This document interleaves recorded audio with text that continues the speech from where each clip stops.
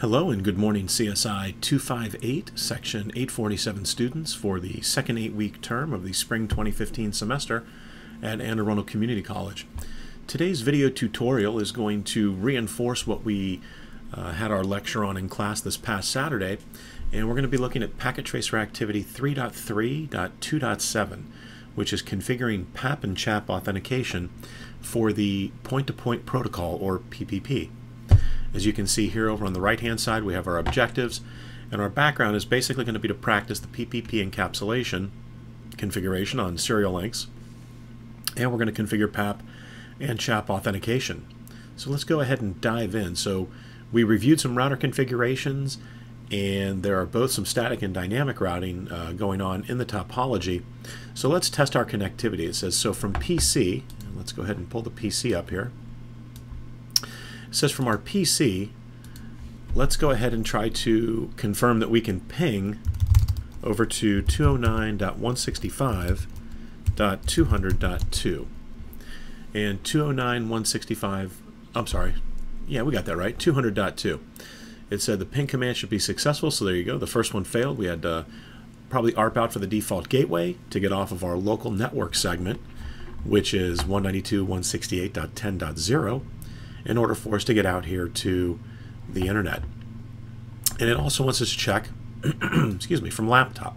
Now the reason it's having us do this is we want to confirm that right now the environment is actually operational and we're not having any issues in our environment. And so there you go. So both laptop and PC can ping out to the web server. Alright, so let's configure PPP as the encapsulation method. And as we go through this, I'm actually going to, I've got some Cisco routers down here. I'm going to pull that window into the forefront, and we're going to take a look at some of the debug messages that we see, and we're going to talk about some of the interesting and very valuable information that can be pulled from the debugs. So the first thing that we're going to do is on router 1. Let's go ahead and pull router 1 up here. We're going to change our encapsulation from HDLC, and that is the Cisco default. So by default, Cisco uses HDLC, and technically it's CHDLC, right? So it would be a lowercase c followed by HDLC. So lowercase c and then HDLC. And so this is Cisco's proprietary implementation of the HDLC protocol, and this was around long before serial links existed. And this is an ISO standard, and what Cisco did was they basically took the ISO standard and they added in their secret sauce, which gave us the lowercase c here, in order to work on their serial links. And so by default you'll see that HDLC is the encapsulation method that's used on Cisco routers, and specifically on the serial interfaces. So let's go ahead and clear that out. So if we wanted to change, and actually before we do that, if I do a show controllers on serial 000, you can see that on router 1 it says that this is the DCE side right here, and you can see that it's actually indicated right there, DCE. And so if this side is the DCE, the data communications end of the connection, then this is going to be the DTE end of the connection. And you can see over here, excuse me, they list this is the DCE end, and so we'll take a look here and see what that says, but it should say DTE. And you can also see that the clock rate has been set up. So let's go ahead and let's pull router 3 up, since we're going to be doing some configuration work on router 3. We'll get this window up and ready to go. And so historically, the DCE end, that's C as in Charlie, the DCE end was your service provider end. And the reason for that is because of the clock rate command, is that the provider could actually throttle the throughput either up or down with the clock rate command. So on router 3, if I say show controllers serial 000, you can see that at the opposite end here we are the DTE end, and it says clocks connected. And what was nice is with the 15.4 code, it would actually give us some additional information when we run a few other commands. So this shows that one side is going to be the DCE side, and the other side is the DTE side. So let's come over to the real Cisco routers here.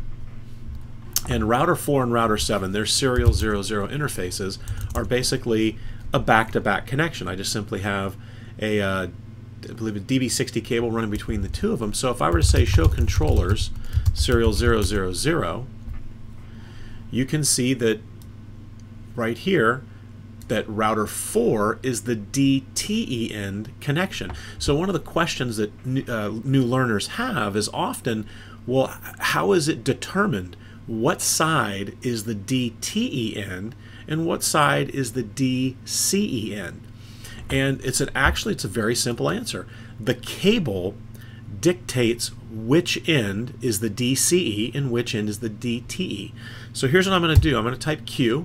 I'm going to pause this video for a second. All I'm going to do is I'm going to go to router 4 and 7. I'm going to switch the ends of the cable, right? Switch the cables, or the cable, right? Put one, put the end that's in router 4 in router 7, and put router 7's in router 4.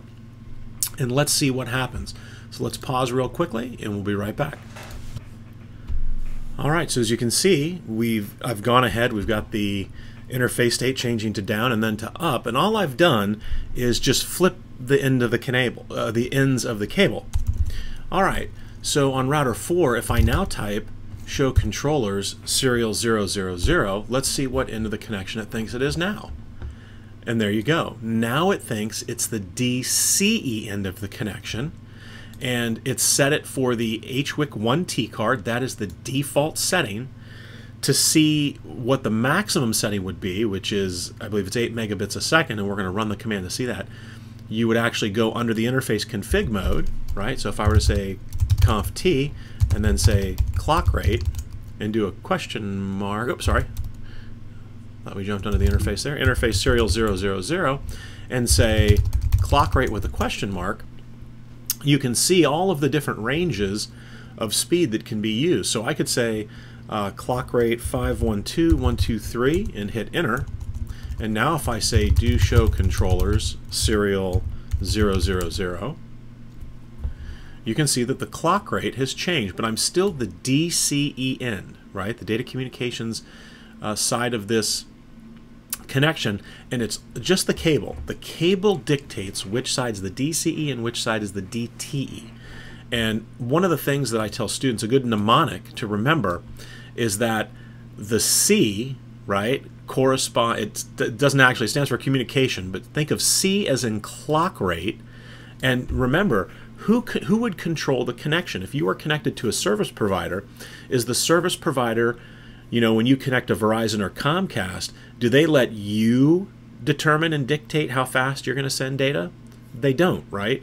You typically have to buy a plan, and then the service provider would set the clock rate on your end of the lease line, or the serial connection, or the point-to-point connection, and that's what dictates the speed at which you can transfer your information. So remember, DCE, it's the data communications end of the connection, and think of the C, although it doesn't stand for clock, this is a great way to think of it though, is the C stands for the clock rate. So on the DCE side, that's where the clock rate's going to be set.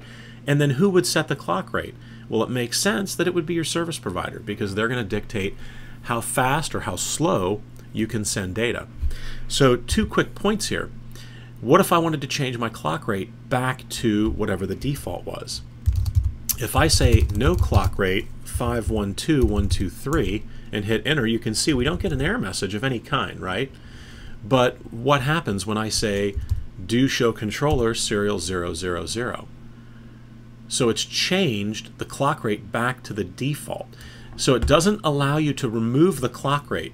And the history behind this is that Cisco does this to help you and to prevent you from maybe making a configuration mistake that would be sort of a resume generating event. So if I were to say no clock rate 2 million, and then I say do show controllers serial 000, you can see that the clock rate is going to be on the DCE side of the connection. It is not going to allow me to pull the clock rate off of this interface because this is the DCE side. This is where the clock rate would be set. So again, to kind of close out here with this portion of the demonstration, why would you set the clock rate? Well, let's say that you don't have a full T1 line. Maybe you have a fractional T1. So that was where, when I said clock rate and I did the question mark, let's say that your line is, I don't know, let's pick a number here, 128K, right?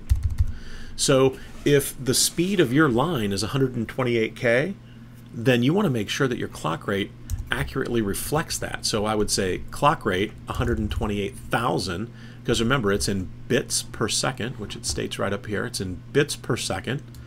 So this is 128 kilobits per second.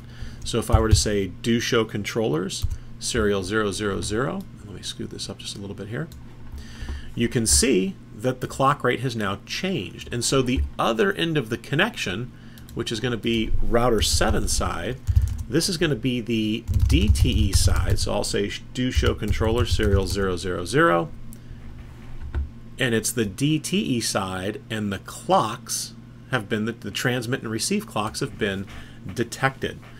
So again, what dictates what side's the DTE and the DCE? It's just simply the cable.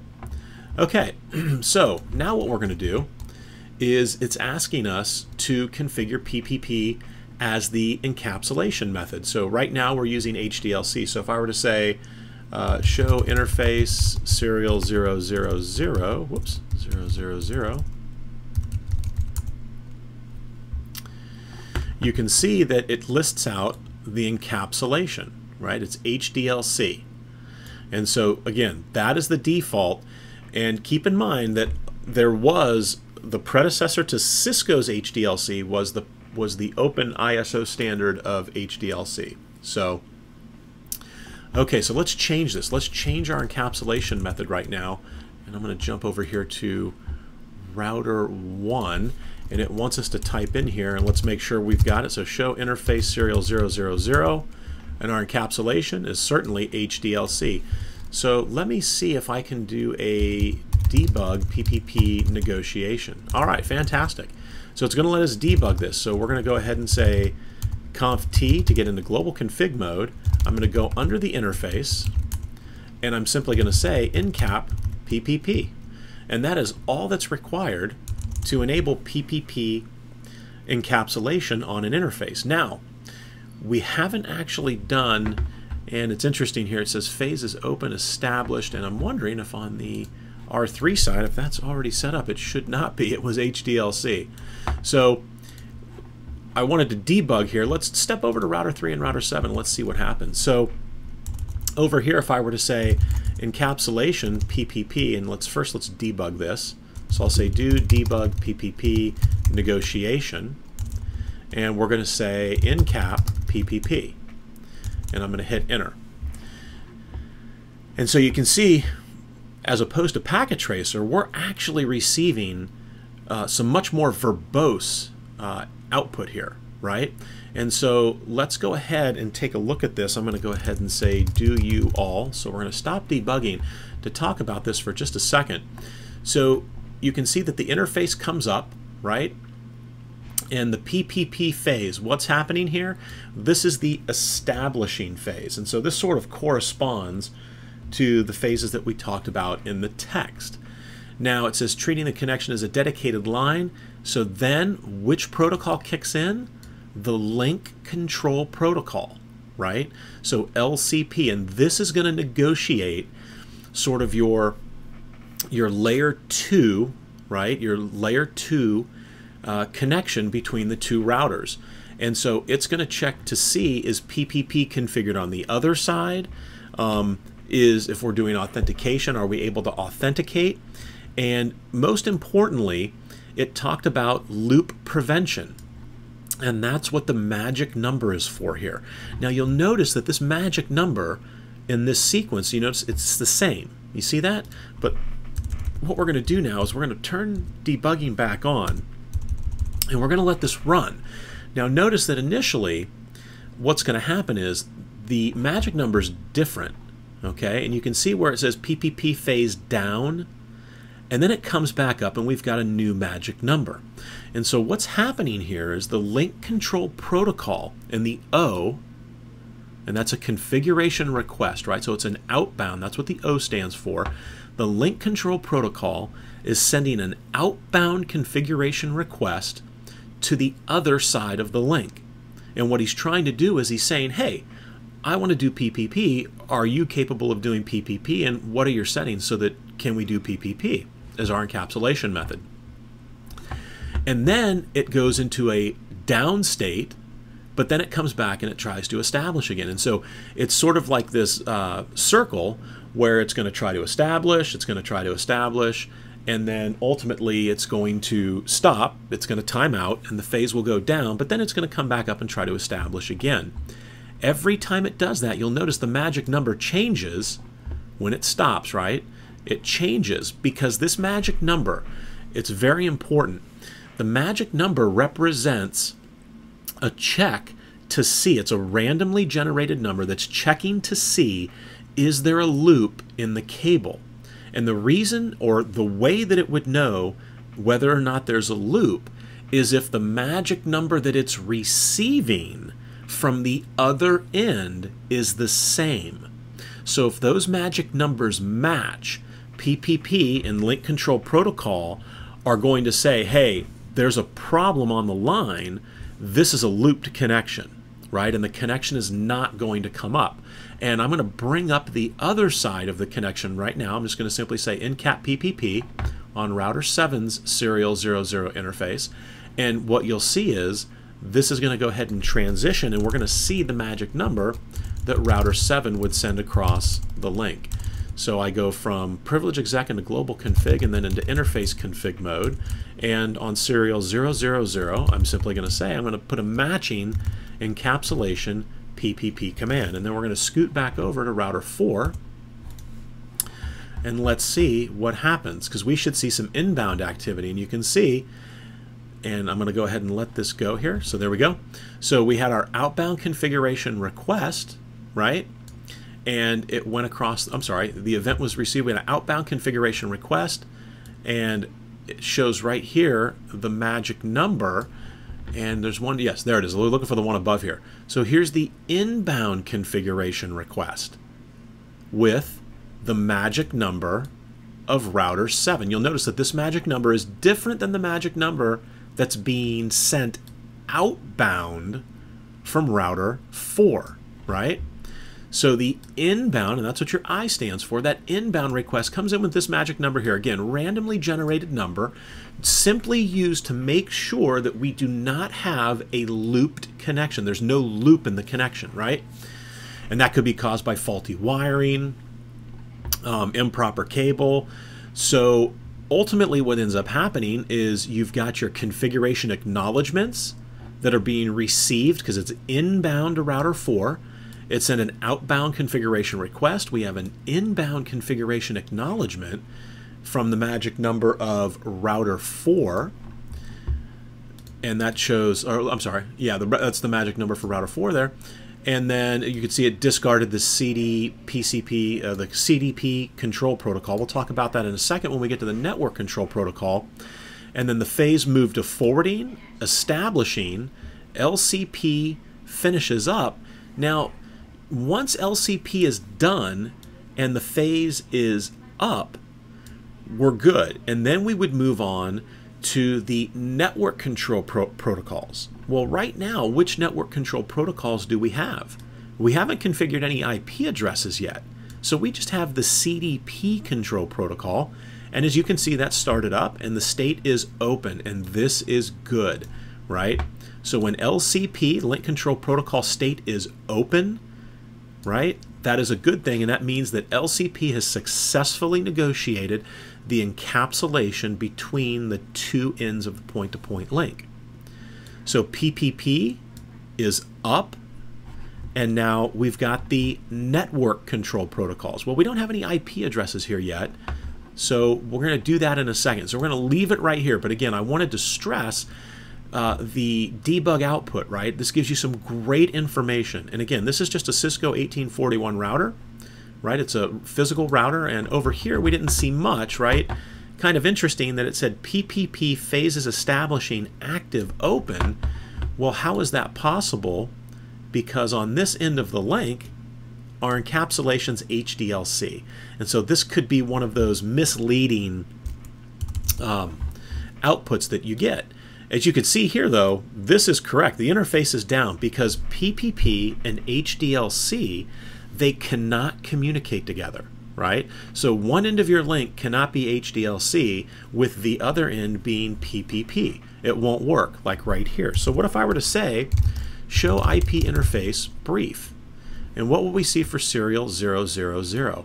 This is exactly what you would expect to see, because we've got mismatched encapsulations on either side of the link. We wanted to do PPP on router 1, but we haven't made that change on router 3 yet.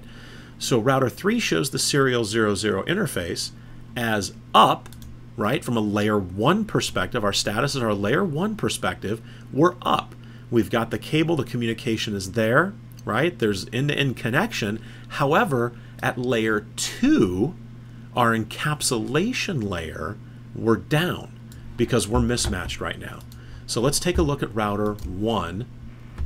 If I were to say do show IP interface brief, and as you can see, serial 000 is also up down, right? So the phase is establishing, active open. It's not in the open state yet, but again, you see how we're kind of missing all of that very valuable information from the debug. All right, so we've touched on router 1 here. It says router 2 configured to use PPP encapsulation with router 3. So we'll do router 3 last. So let's step over to router 2. We haven't had a chance to work on router 2 yet. And let's pull up router 2. And we'll get the CLI up here. And if I go from user exec into privilege exec with the enable command, and then I go into global config, if I say do show IP interface brief, you can see that the serial 001 connection, right now we're up and up. And what's my encapsulation? Do show interface serial 001. My encapsulation right now is HDLC, which means that on the other end of the link, I'm running HDLC, because if I wasn't running HDLC, would it show up and up? It wouldn't. It would show up, down. So by virtue of the fact that the interface is up, we know that at layer 2, the encapsulation protocol we're choosing, right, or that's been given to us by default, it's HDLC. Okay, so let's configure interface serial 001, and we're going to say encap PPP, right? And there you go. The interface goes down immediately. A do show IP interface brief is going to confirm that we are now up, down, because at layer 2 we've got a problem. So finally, let's address router 3.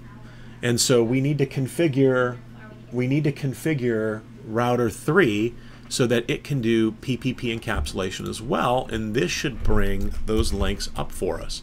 So let's go from privilege exec into global config and then into interface serial 000, and we're going to do this first. So if I were to say do show run serial 000, you can see by this output here, if I were to ask you, would this be in a traditional configuration, would this be your service provider? And the answer would be it would in a traditional setup, right? So this would be the service provider because the clock rate is on this end of the link. And then if I were to ask you, is this the DTE side or the DCE side? What would you answer? You would say it's the DCE side because that's the side on which the clock rate gets set. And this is the default setting for the clock rate. Okay, so let's go ahead and type in encap PPP. And what we should see happen is the interface changed its state to up. We're running EIGRP, and so then our adjacency is established at that point. So now if I say do show IP interface brief, we would expect to see serial 000 in an up state. 001 we haven't touched yet, so it's still up down, right?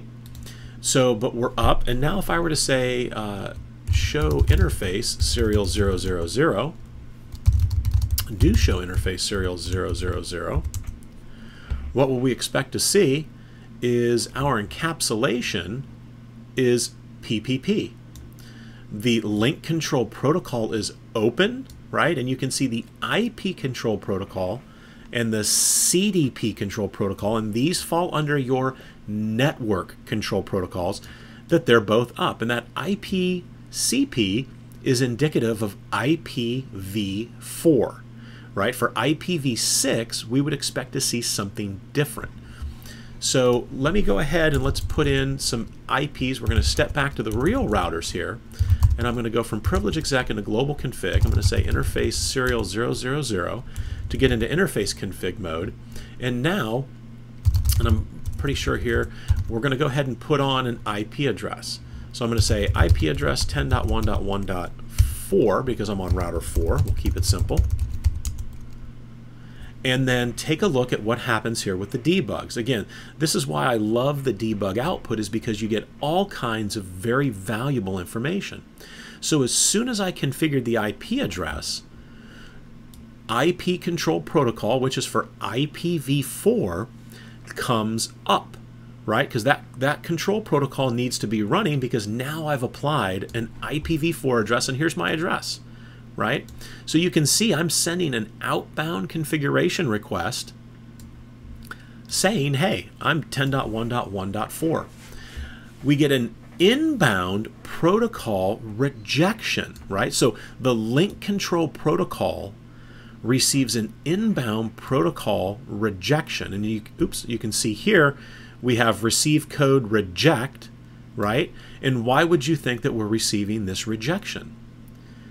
Because on router 4 we've configured the IP address. However, on router 7 we've yet to configure an IP address. And so the link control protocol is going to recognize that protocol rejection comes in, and the IP control protocol is even going to realize that it's getting a code reject. And you can see, so it's stopped. And the protocol is IP control protocol, and this is for IPv4. So let's step over to router 7 and let's fix this issue here. So I went the enable command to get from user exec to privilege exec. I transition now into global config, and let's go onto our interface here. So I'm going to say IP address, and on router 7 we'll keep it simple, 10.1.1, whoops, .1.7. All right. And now I'm going to put my IP in on this side, and let's flip over here and let's see what happens. So now what we see is an inbound configuration acknowledgement gets sent, and then we receive the configuration acknowledgement from the other side. The acknowledgement is sent to the open state, and now the IP control protocol says the state is open.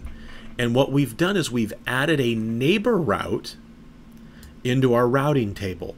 And this is a little outside the scope of the CCNA, but I'm going to touch on this shortly so that there's an understanding as to why, when I do show IP route, why am I seeing, and we've got all kinds of information here, why am I seeing a directly connected host route, and where's that? And we have a local route that's been entered in here as well for 10.1.1.4, right? And then I've got this directly connected route for 10.1.1.7. So we'll come back and talk about the neighbor routes that get installed. So you can see the IP control protocol here. It says install route to 10.1.1.7. And so we've got it right there. Okay, so we're going to come back to that, but now let's try this. What if I were to say IPv6 address FE80, we'll put a link local on here, ::4, because I'm router 4. And then we say link local. Let's see what the IP control protocol does, if anything, now that we've added a link local address on. And so as you can see, it doesn't appear to be doing much of anything. What if we put on, oh, then there we go. And that's what we were looking for.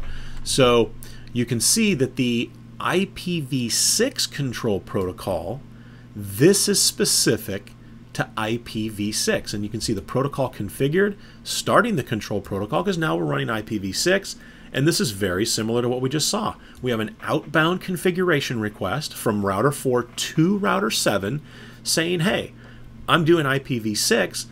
I want to make sure that your IPv6 control protocol is up and running. It's not, so what do we get? The link control protocol gets a protocol reject message, right? It's rejecting the request from us, router 4. We're receiving an inbound protocol rejection request from the PPP connection over on router 7 because he's not running IPv6. So the connection is still up. If I were to say do ping 10.1.1.4, the connection's up, it's working. It's just that IPv6 is not functioning. So let's go ahead and let's resolve this.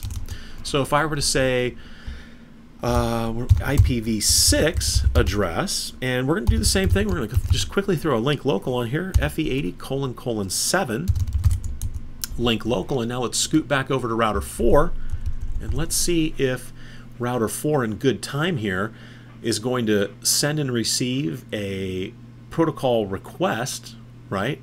An outbound, or I should say an outbound configuration request to go ahead and bring that link up with router 7. And in fact, it did, right? So we get an inbound configuration request coming from router 7. We have our outbound requests, right? Configuration request outbound, then a configuration ACK.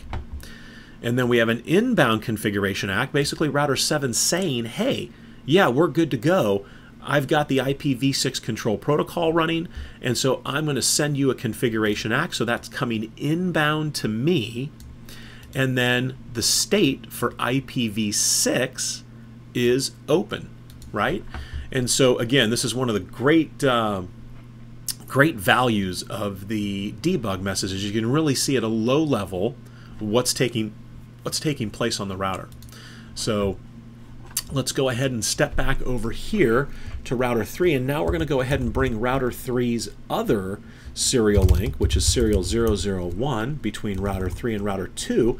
We're going to go ahead and do the same thing here. We're going to say incap PPP, right? And so we're going to bring that interface up. So now, and there's our EIGRP adjacency, because remember, EIGRP is going to be down. If the interface is down, EIGRP is going to be down on that interface. Well, now that adjacency is back up.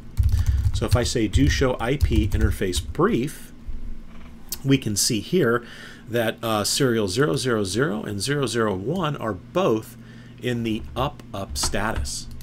All right, so that was step number 3. Let's take a look at step number 4.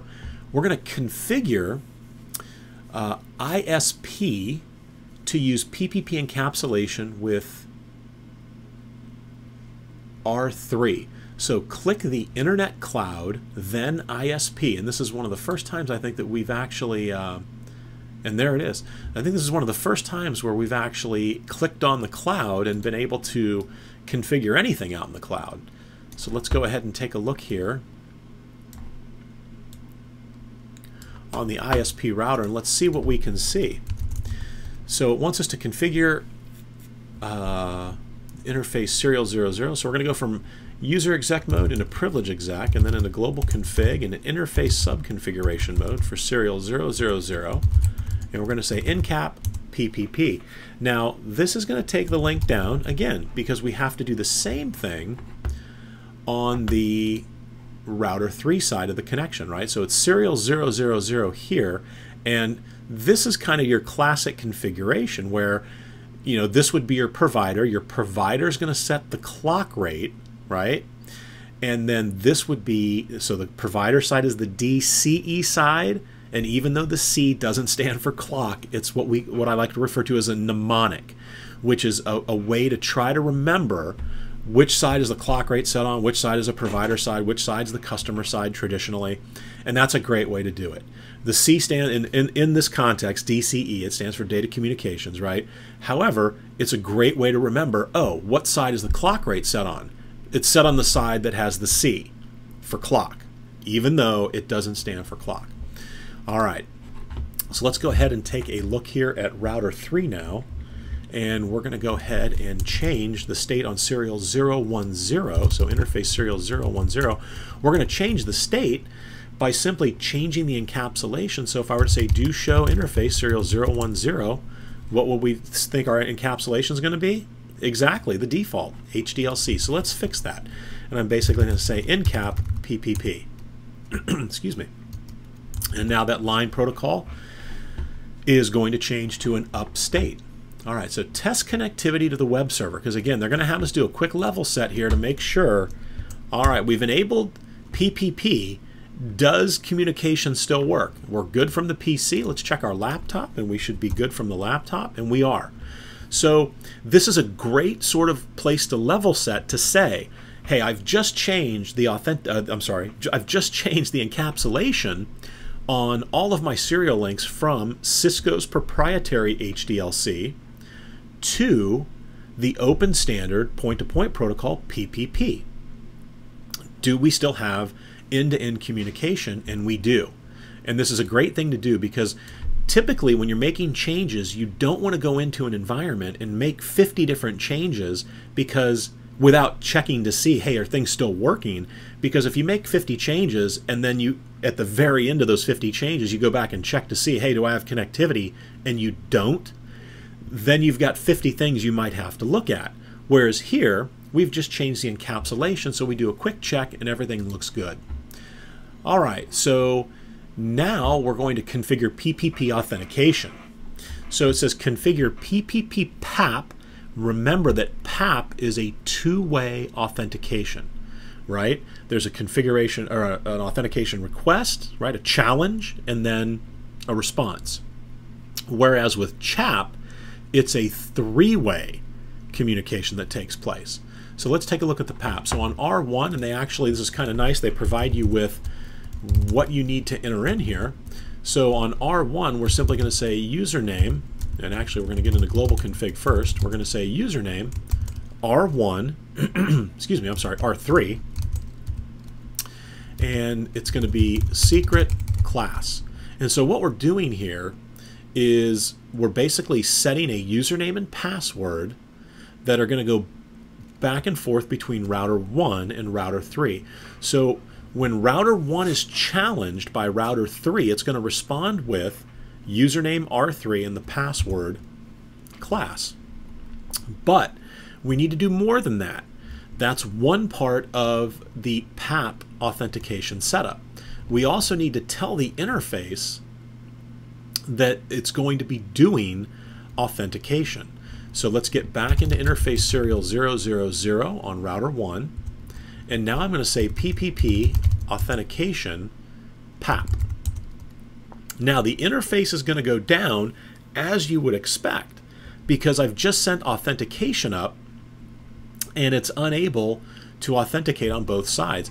So we get some messages here from the link control protocol, because again, the IP control protocols, right, or the network control protocols, the NCP protocols, which are IPv6, CDP, IP, those aren't going to be able to function, right? We're never going to get to that point of the protocol negotiation if we can't get past the basic bringing up and establishment of our layer 2 link control protocol status.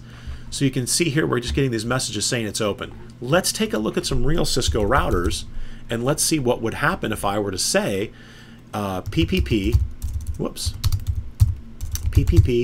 authentication. And what are my choices? I've got a lot of choices here, right? But we're just going to be looking at PAP and CHAP today. What if I said PAP? Let's see what happens.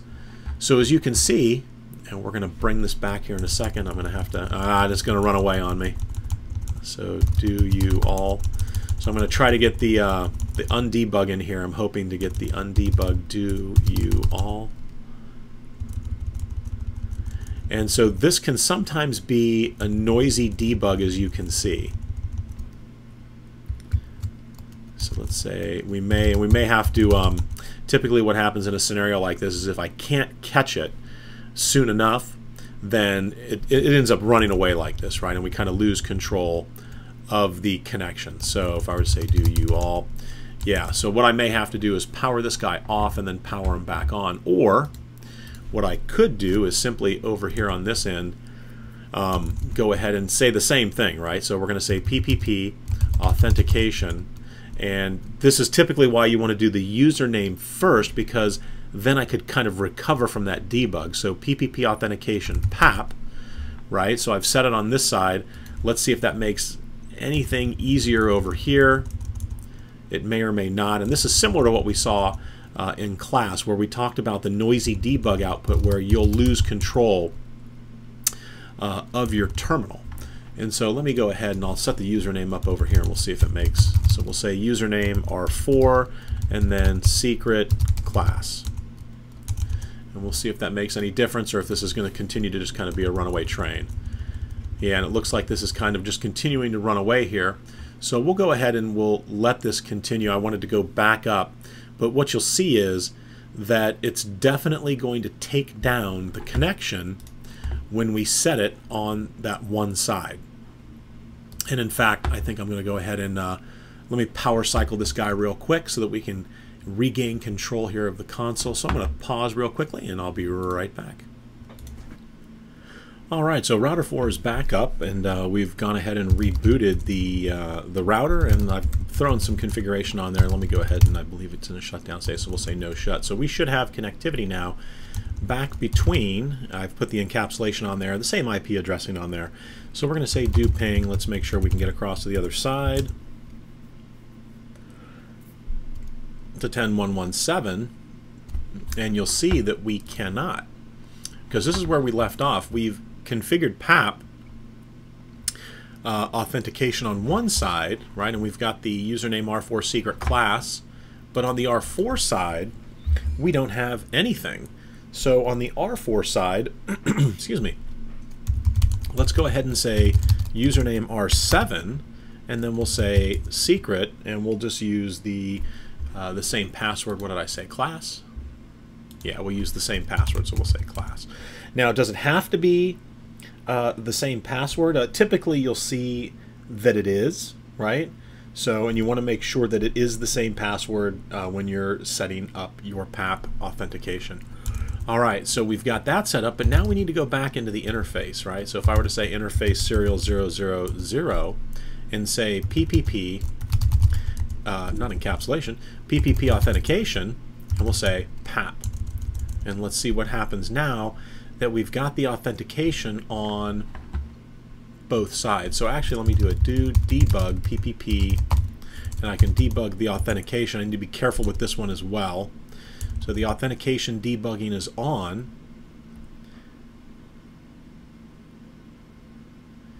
And you can see here that it's treating the connection that's using the default call direction, but it doesn't look like we're making much progress, right?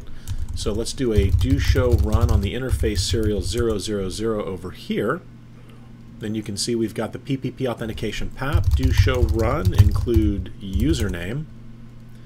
So we've got username R4 secret class. Now, why is that not working, right?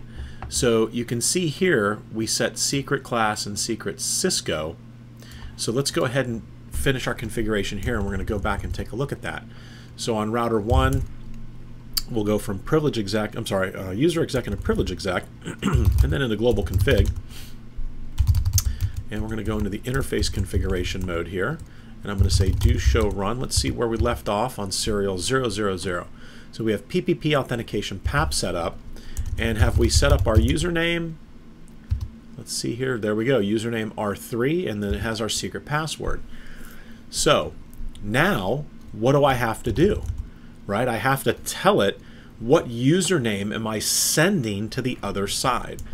So if I were to say PPP PAP sent username, right? I'm going to send to router 3 the username of R1 with a password, and in this case it's going to be Cisco. So here we're going to use different passwords, and on the real Cisco routers we'll use the same password. So there we go. I'm sending the username R1. So now let's go over to router 3, where we haven't done anything here yet on router 3. So what if I said debug PPP, and let's see if it's going to allow me to do, yep, authentication. So we'll turn on the debugging for the authentication here, and I'm going to go into global config mode, and then we're going to go under interface serial 000. Excuse me. And actually, let's go ahead and get our username R1, right? Because this is going to be what we're responding to R1 with. So on R1, I'm sending the username of R1 as my challenge along with the password Cisco.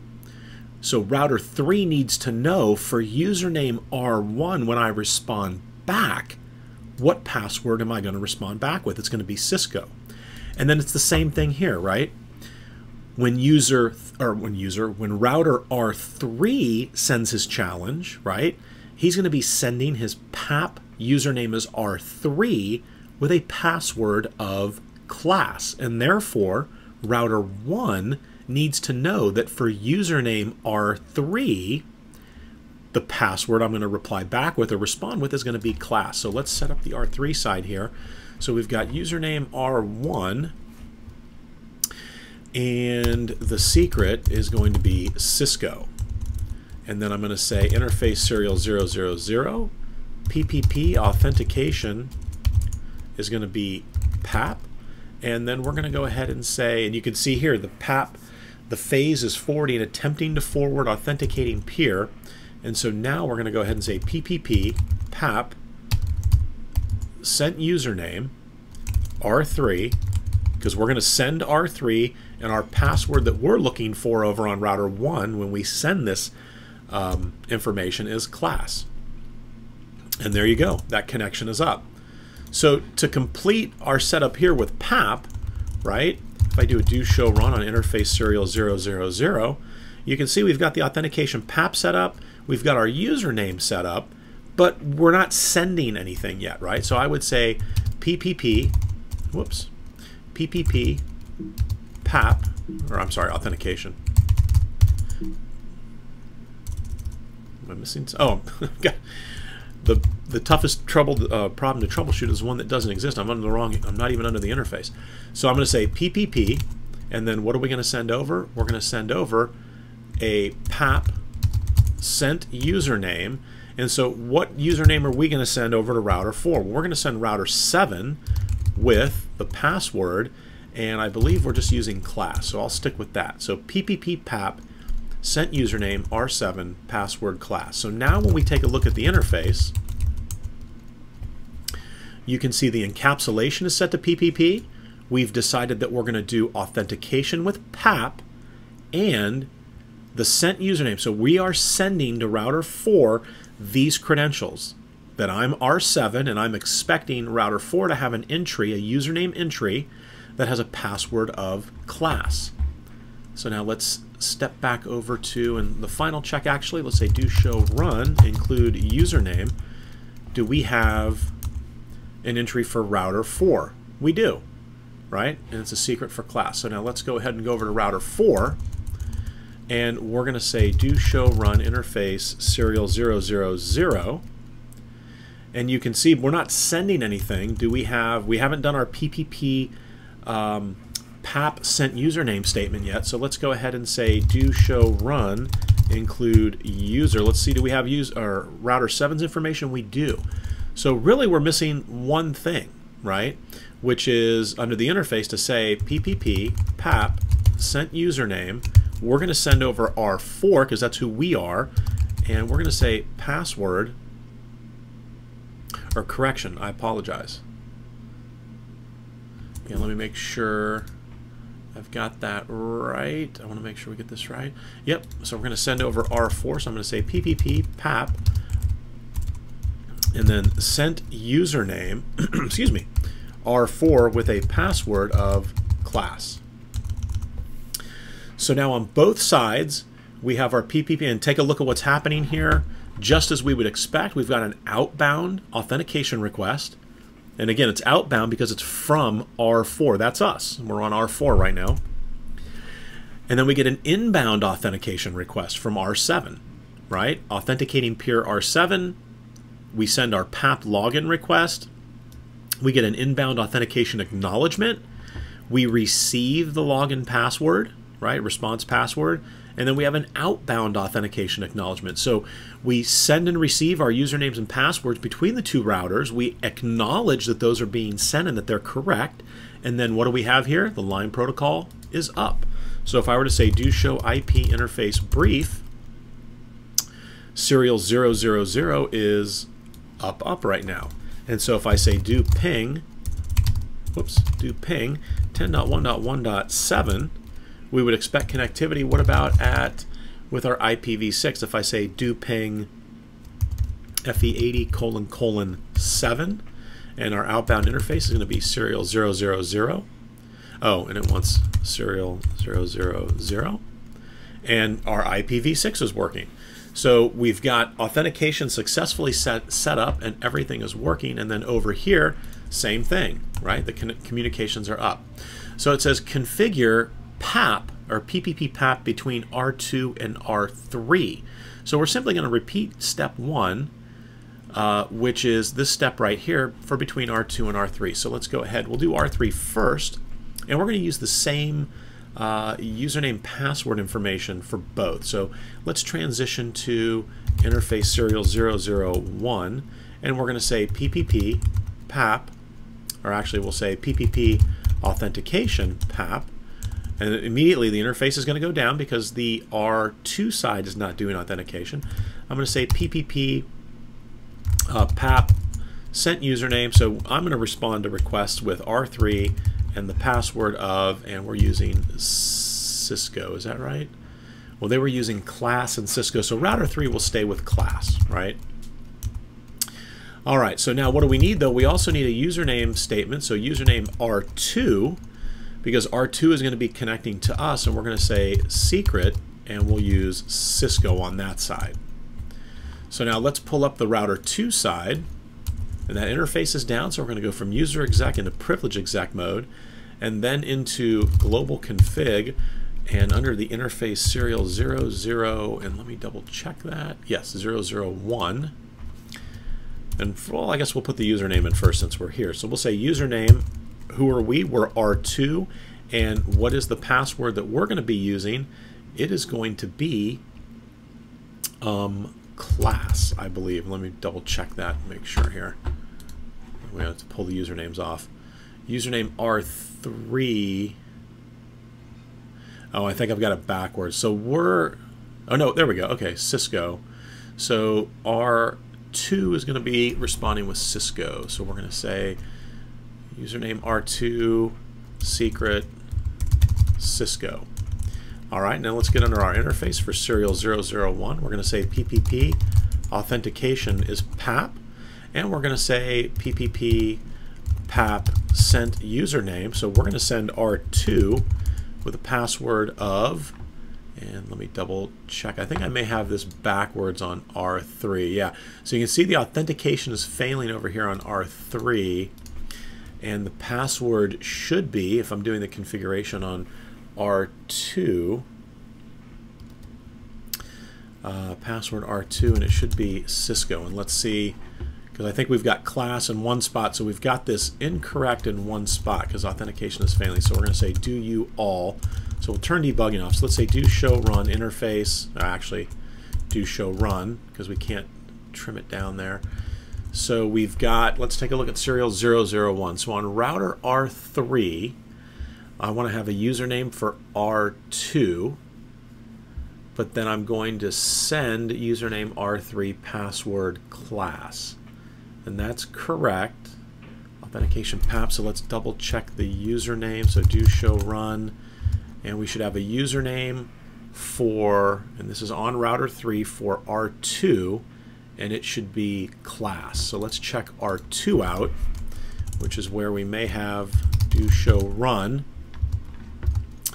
And we're looking at serial 001. So 001 should have PPP authentication PAP, sent username should be R2, password Cisco. And that should be correct. And then we've got do show run, our username statement for R2, which is on router R2. Oh, I'm sorry. you know what? The username should be, yeah, the username should be sending class. So we're going to say no. I think I set that to Cisco, so let's find out here. Copy and paste. So I want username outside the interface here. So I want username, and if I'm on R2, I'm going to be sending the username of, or I'm not sending, I'm sorry, going to be needing to get R3 with the password of class. And let's see. There we go. So I had the username wrong there. Okay, so we've got the path authentication set up between R1 and R3 and R2 and R3. So what's our final step going to be? We're going to configure, we're going to configure CHAP between R3 and the ISP. So how would we do that?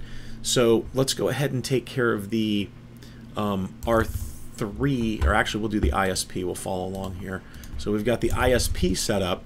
So we're going to go into privilege exec mode and then in the global config, and I'm going to say we're going to set the host name first because it's not set, it just says router.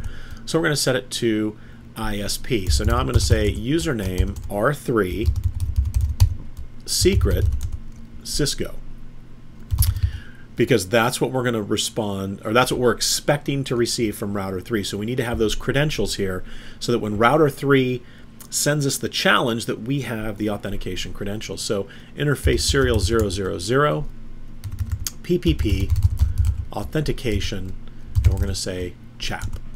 Right? Now you can see it immediately goes to a down state. So let's click back, and let's come over to R3, and let's wrap this up by saying username ISP, because I need to have the credentials to authenticate, whoops, SECRET, secret, and this is going to be Cisco. A little easier here because we're using the same password. And then let's get under the interface config mode. So interface serial 010 actually.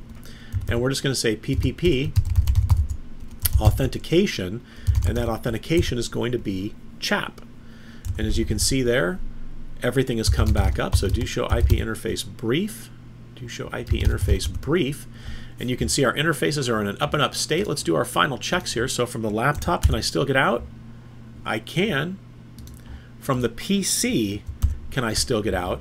And we can. And now, interesting use case, right? Back in the dial on demand days, what you used to have was you would have the service provider, right? So let's say that this is the service provider router, and you've got your, this could be your cloud through the provider cloud, but then this is your CPE, right? Or let's say this is router 1, and typically the way it works is, and I'm going to do this on the real Cisco routers here, and this is a key point, there's nothing wrong with setting up the authentication, right? Or I'm sorry, the CHAP section here.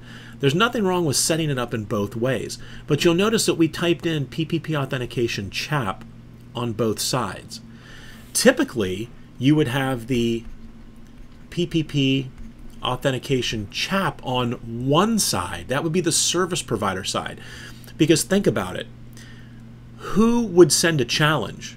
Would the customer challenge the service provider saying, hey, tell me who you are and authenticate with me? Or would the service provider send the challenge out to the customer saying, tell me who you are, give me the credentials I'm looking for? Then the customer comes back and says, here are the credentials, and then the service provider says, that's great, let's go. So that's your three-way, right? That's the sort of the three-way authentication. However, there's nothing wrong setting it up like this. There are use cases where you'd want to have this. Let's say there's no service provider involved. Then you can go ahead, and there's nothing wrong with saying, I want to do authentication challenge. I'm going to challenge in both directions. So I'm going to have the ISP challenge from his direction, and I'm going to have router 3 send a challenge, right? There's nothing wrong with that. However, in the old dial days, right, it was only the service provider who sent the challenge. And then the router, the customer, right, the CPE, he would respond back, and then the links would come up. So we're 100 out of 100 here, right? If you want to drop off now, you certainly can. However, let's take a look at what that classic configuration would look like. So here on router 4 side, if I were to say, and let me exit out here, so let's do a do show, oops, sorry. So we're going to say do show run include username. And I'm just simply going to say no username R7. We're going to pull this off. And then I'm also going to say default interface serial 000. And then let's go do that same thing over here on the router 7 side. We're going to simply say show run, or actually let's get in the global config and say do show run include. I'm just basically pulling the configuration off that we've just placed on here. So I'm going to say no username R4, copy and paste, and then we're going to say default interface serial 000. So basically there's no configuration now. If I say do show run interface serial 000, you can see same thing on the other side. So let's go ahead and configure this side. Interface serial 000. We're going to say no shut, IP address 10.1.1.7, and we're just going to do IPv4 here because the purpose is for the in-cap PPP, right? And then we're going to leave it there. So we're going to say R4 is our service provider, right? So we're going to leave it right there. I'm going to come over here to R4, and we're going to do the same thing. Interface serial 000, no shut, IP address 10.1.1.4, whoops, not 14. And we're going to say in-cap PPP. All right, so here we are. So we've got PPP set up on both sides, right? So if I were to say do ping 10.1.1.7, do we have connectivity between the two sides? And the interface is up on the R4 side. Let me double check over here on R7. State is up. Do ping 10.1.1.4. All right, so we've got connectivity there from the router 4 side. Do we have connectivity? And let's make sure. So did I set the wrong interface? Do show IP interface brief. Let me double check here. Serial 000 is up. And do show run int serial 000. In-cap PPP. And the IP address is correct. Do ping 10.1.1.7. Did I not set the IP address properly over here? Do show run interface serial 000. Ah, there you go. Can't ping 7 when it's configured for 17. So IP address 10.1.1.7. And let's get this correct here. There we go. Excuse me. So now we've got connectivity. So we're going to say that R4 is the service provider. So we're going to go ahead and set up the username. So I'm going to say username, and we would set the usernames up just like we did when we were doing the PAP authentication. So I'm going to go ahead and say, and this is again, we're doing CHAP authentication here. So on router 4, I'm going to say username R7 because that's going to be R7's credential. And we're just going to say password Cisco. We're going to keep it the same. Under the interface, serial 000, I'm going to go ahead and say PPP Authentication CHAP. Now this is what sends the challenge, right? So as soon as I hit enter, serial 000 is now sending challenges. And you can see the interface is going up, down, up, down, up, down, because we've got an outbound configuration CHAP challenge from router 4. It's going to the other side of the link, which is router 7. However, router 7 is not configured to respond back. It doesn't have any credentials for router 4. And again, the book shows you, and the examples we just did here on the PacketTracer show you to go ahead and type in PPP Authentication CHAP. But we're not going to do that because we're going to go ahead and say this is a classic traditional service provider to customer, challenge. So all I need on the customer side are the credentials, username, and it's coming in from R4, and I'm going to say password. I need to know what to respond back with. Password, and what did we say? I think we said Cisco.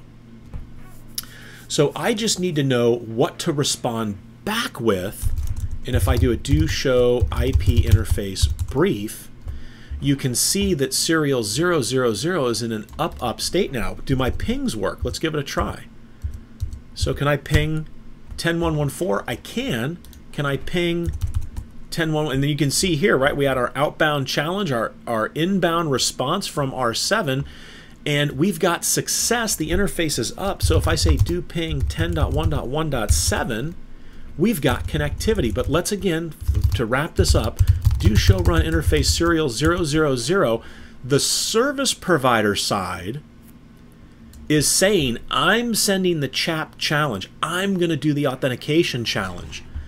The customer side, do show interface, or yeah, do show run interface serial 000.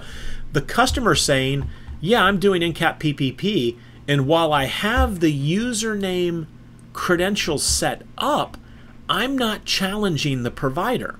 Because again, in the traditional days, the provider is the one making the challenge, not the customer. And it also just so turned out that we picked the right side here because the clock rate, that is typically your provider side. So again, you can do the mutual authentication and challenge. However, just note, you don't have to, right? You don't have to. All right. So that wraps up PacketTracer activity 3.3.2.7 with PAP and CHAP authentication. Hopefully you've got a much better understanding as to how these authentication methods work, what's required, and then we took a look at what's not required. What was it like traditionally if you've got a service provider involved? The customer's not going to challenge the service provider. It's going to be the service provider who challenges the customer. All right, again, I appreciate you watching. Hopefully this has cleared up any confusion you may have had or any misunderstandings you may have had. And enjoy the rest of your Easter weekend. Thanks for watching.